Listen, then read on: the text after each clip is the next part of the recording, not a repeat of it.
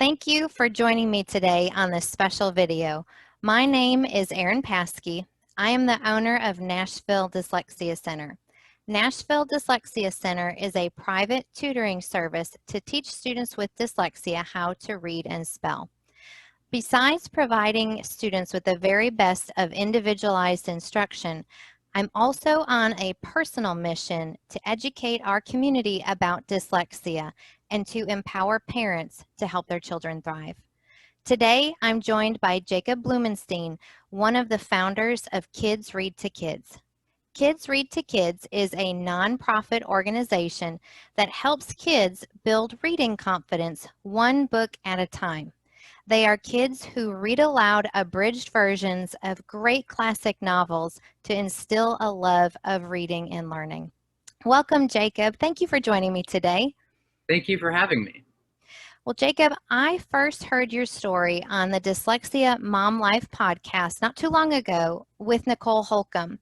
You told your story of growing up with dyslexia in a way that lifted me up and encouraged me. Having dyslexia can be hard, but you and your siblings have taken this learning challenge and turned it into a blessing for others. Your love for reading is contagious, and I've asked you here today to share your journey. So let's start with your early years.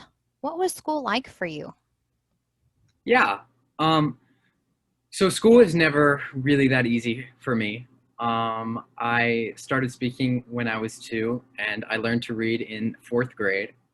I definitely was behind in my school, to say the least, and I didn't really understand why, and I don't think my teachers did either. So to them, they kind of saw me as stupid and lazy, when in fact I was trying very, very hard. And so that kind of made me less passionate and less willing to learn. I stopped wanting to go to school, and it just became it turned reading and writing just into a dread. So how did you come to find out that these issues were dyslexia? So I actually was tested in 5th grade, and I was diagnosed with dyslexia then. At first, it still didn't really make sense to me. I understood what dyslexia, I understood that I now had this learning disability, but I also understood that this now made me different, and I was not too happy about that. However, my mom moved me to a new school with resources for kids with dyslexia, and I was given a ton of support. And I started kind of working with learning coaches and learning more exercises with how to memorize and things like that about dyslexia. And I started understanding more and more about what my dyslexia was. I kind of joke about the sense that it was a good and bad thing that I made friends with some of the smartest people in my grade, because it was really great, because it definitely encouraged me to work harder to catch up to their level. But when I transferred in 6th grade, I was already behind. I was extremely behind in school. However, just with all the support that I was given, and with the resources that I was given, I learned to kind of understand my dyslexia, and I learned to kind of overcome some of those challenges. How did your family support you at home? So I am very, very lucky to have such a supportive family, because the moment my mom found out I was dyslexic, she did everything in her power to help me. And so part of that was moving me to a new school, and part of that was becoming very, very much more involved. And so what my family would do is they would work with my school and talk to them about what kind of classes I should be taking, what kind of teachers I should be learning from, and how I could maximize kind of that my learning style and what works best for me. And so I was very, very, very lucky for that. And I was also given just a lot of support along the way. and encouragement. And so when I kind of finished middle school and I saw everything that I accomplished, it made me want to do the same for others and kind of support others who were in my same position. So I think the support I received at home was just phenomenal, and I'm just so lucky to have that. Absolutely. I forget how it goes exactly, but there's a meme that goes around on social media that talks about every successful dyslexic child has a strong supportive mother at home. And it's true. It truly is a family endeavor to find the right kind of resources for dyslexia. For So, sure. what would you like teachers to know about students with dyslexia? Yeah, for sure. So I think that the most important thing I would like teachers to know is when students have accommodations, those accommodations are there to kind of accommodate someone's learning difference. It's definitely not going to do the job 100%. Even with accommodations, I still am not fully on the same level as some of my peers. But the most important thing that I want people to know is that it's not cheating. And so accommodations are there to help. And if a kid is using a textbook or like an online textbook or an audiobook, that is there to be an accommodation. And I know sometimes when teachers don't fully understand, they could see it as an unfair advantage. But in fact, it's not an unfair advantage. It's actually just the best alternative to help a kid, because we're all working our hardest, we're all working our best, and although it can seem like we're lazy or stupid, we are in fact running a marathon every single day. I'm so glad you brought up that point about accommodations. I'm a teacher by trade, and I don't remember receiving instruction about dyslexia in my teacher training courses beyond maybe a short couple of paragraphs in a textbook. And in my teaching experience, I did not understand dyslexia. And I hate to say it, I didn't understand the accommodations and their importance. And now I carry around a bit of guilt for not serving certain students in the way that they truly needed. So I'm so glad and thank you for bringing up that point about accommodations.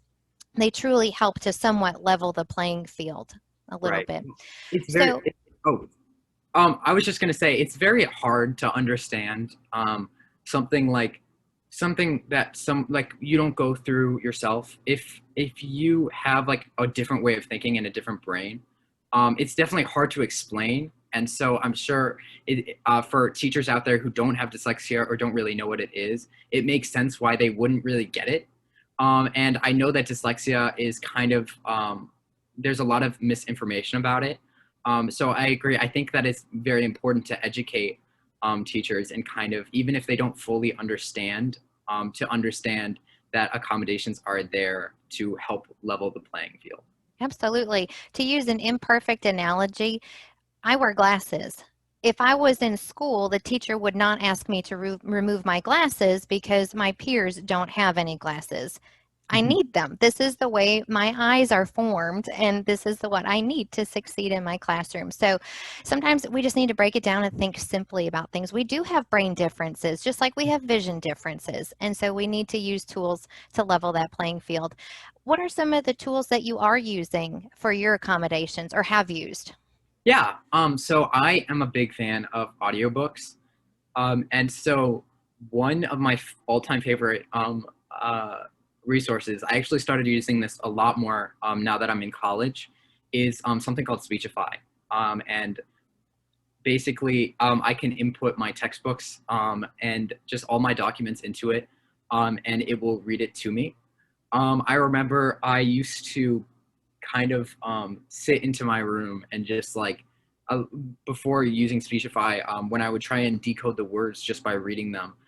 In high school, I used to have about probably like some sort of a chapter every week in history, and so we just had a lot of like each chapter was a lot of pages, and so every single day we had a lot of pages. And I just remember having just like I was so upset because I just couldn't read, and so having this resource that just allows me to read without bugging one of my parents to read it to me just changes my entire life. So that is a big resource that I'm a fan of. Other than that, technology, assistive technology is just in general just a major resource that I use. I use the computer. I use big fonts. I type easier than I handwrite because I also have dysgraphia, which many dyslexics have. And so it's faster for me to type than to handwrite. Um, I definitely use, in terms of the classroom, I just came from a computer science exam where I had double time on that. And that really helps because part of dyslexia is kind of there, in terms of, for me, another thing about dyslexia is that everyone is different. My sister is dyslexic as well, and we have a variety of symptoms in our dyslexia. But for me, the process of recalling information it hits a roadblock. And so when on a test, if it asks me a certain question, it takes me longer to kind of pull that out of my memory, even though even if I know the concept very well. And so that very much helps me. But there are just so many accommodations out there. I could literally go on forever. But I think my biggest advice is just kind of find out what works for you. Everyone has a different brain. Everyone learns a little bit differently. For me, I work best with bigger text and technology. I know I have a friend who's also dyslexic who hates technology. And so it's just kind of what works for you because there are so many resources out there.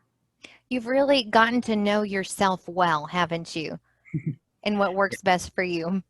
Yes, that is a very important part of being dyslexic, I think, is that with the fact that there is a lot of misinformation and misconceptions about it, you really kind of have to know yourself to advocate for what you need because no one else is going to do that. That's a very good point. Now, you mentioned your sister also has dyslexia. You and your family are very busy together. You have a nonprofit organization called KidsRead2Kids. Share with us about that. How did it start? What is it all about? And where's it going? Yeah, for sure. So as I kind of touched upon before, I grew up kind of thinking and believing that I was stupid because of my dyslexia, because I was different. And so when I was transferred into a new school, I was given so many resources and so much support. And I kind of learned how to work with that and how to thrive in school. But I realized how lucky I was. I was extremely lucky to have such supportive parents who could afford to give me resources that helped with my dyslexia. And I understood that there were so many others out there that weren't as lucky as I was. And so with that, my family and I decided to create KidsRead2Kids with the mission of bringing the joy and confidence back into the struggling reader, and also to encourage young dyslexics into loving learning again.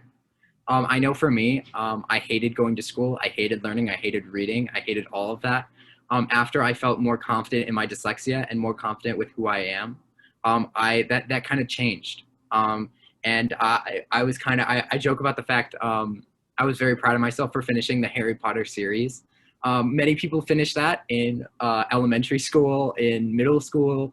I think they're meant for younger people. I love the story. I finished it in, I believe, junior year of high school. But I still was very proud of myself because I know how many pages there was. And that was kind of the beginning of me learning to love to read. And so basically what we do is we create short video audiobooks of abridged classic novels chapter by chapter. So anyone can come to our website and our resource and listen one chapter at a time. We also offer free lesson plans. So anyone who wants to learn, or if there are parents that want to learn, or if there are teachers that need any online resources, we have 2 lesson plans available for 2 of our abridged classic novels. And so those are there with vocabulary, creative writing prompts, active listening questions, and just so much. There's a lot of resource. There's just a lot in there. We wanted to make sure that everything was free because we wanted to make sure anyone could use it, no matter of what their social economical status was. That was very, very important to us. That's why we're a nonprofit. That's why just anything on our website is completely free. And so, yeah, that's just pretty much our goal, and that's how we do it. Well, I've seen some of the YouTube videos of the students reading aloud, and I have to say there's something to watching somebody read aloud. You know, I love audiobooks too, but seeing a person read it aloud and enjoy the book themselves just really adds a greater dimension and truly does bring about that love of reading when you see someone else enjoying a book. Yeah. What are some of the titles that your organization has produced audiobooks for? Yeah. So to quickly add a point to that, we really wanted to reach out to some of our friends. When we were still in high school and creating this, we had a lot of friends in the theater department who had similar passions as us. And we thought that they would be perfect people to record these books because they showed enthusiasm and a love of reading and love of learning. And I think that's visible in every chapter. And then I also wanted to say that it's it's very different when it's coming from a kid, especially a kid who loves what they're doing. I know I had a lot of things told to me from an adult, but just something about having a peer-to-peer connection just registers differently. And I think that can very, very much help. And then could you please repeat the question of of what you wanted me to answer? Oh, yes. What are some of the titles that have been read aloud? Yeah, sorry. Sometimes I get off track and then kind of lose my train of thought. Yeah, some of my favorites include Anne and Green Gables and Peter Pan. Those two just kind of stick out. We actually have lesson plans for those two as well. And Anne and Green Gables, that was a story that really meant a lot to our family growing up. My father used to read Anne and Green Gables to us every night. And even though I couldn't read and even though I hated reading, I loved listening to that. That actually contributed a lot to how KidsRead2Kids was created. And then we also have Peter Pan, which is read by our friend Stephen Staten. And I always talk about this because I just think he did such a good job. The way that he reads those chapters just makes me want to just like curl up and just listen to the story because it just sounds so much like a fairy tale. And so I think those are my two favorite books that we have on there, but there are so many more like Secret Garden, and just we have I think we have 20 some abridged classic novels, and we have some early learner books, which we're working on that right now. So where can our viewers of this episode find Kids Read to Kids? Yeah, so our website is called KidsRead2Kids.com with the number 2. And we have an Instagram and a Facebook as well that we use a lot, both at KidsRead2Kids. And then you can also check out our YouTube channel, which is where all the classic novels and other books are hosted, as well as other just interesting videos with educational purposes. We are also creating a KidsRead2Kids magazine, which we are launching. And that is they're also free, which will have a lot of resources and kind of kid-to-kid answers. So it's not there necessarily for the audiobooks. It's more there for how answering questions that a lot of kids might have. Kind of similar to what resources should I be using, or how can I have a healthy lifestyle? I know for us, eating healthy and being hydrated really helps our brain work better. And so we just have tons of tips and tricks on there that are helpful. Well, I'm going to look forward to that coming out for sure. Now, I'm going to ask you to close with a personal appeal, so to speak here, or a direct way to speak to someone. I want you to close out and I want you to speak to that student who maybe has just found out that he or she is dyslexic and school's been kind of rough. So I want you to speak to that person. What words of advice or encouragement do you have to that student who is not where you are yet, hasn't quite come to terms with the dyslexia, is maybe a little bit younger and still sees kind of a long road ahead? Yeah. I think to them, the most important thing that I would want to come across is that you are not alone. It's very, very easy to feel like you are. I know I did, but you are not alone in your struggles. There are so many people who struggle with dyslexia and struggle with very similar things that you have struggled with, but we kind of have figured out so many different approaches to this. And I know that it can seem very, very hard at the time, and you don't necessarily know what to do, and that's okay. But I think that it's really, really important to just understand that your dyslexia does not make you any stupider than anyone else. In fact, dyslexia is a gift, and there's so many positives. It's still not going to be easy. Believe me, it will not be. Even with accommodations, they won't fix everything, but find what you're passionate about and stick with that. And just, and when you find where your passions lie, just, it won't get easier, but it will feel a lot more, you'll be more excited to learn that. Absolutely. Thank you for those good words of advice and hope. Your story is encouraging, and I just think what your family is doing is tremendous to help all students grow a love of reading. So, Jacob Blumenstein of KidsRead2Kids, thank you so much for joining me today. Thank you for having me. It was a pleasure.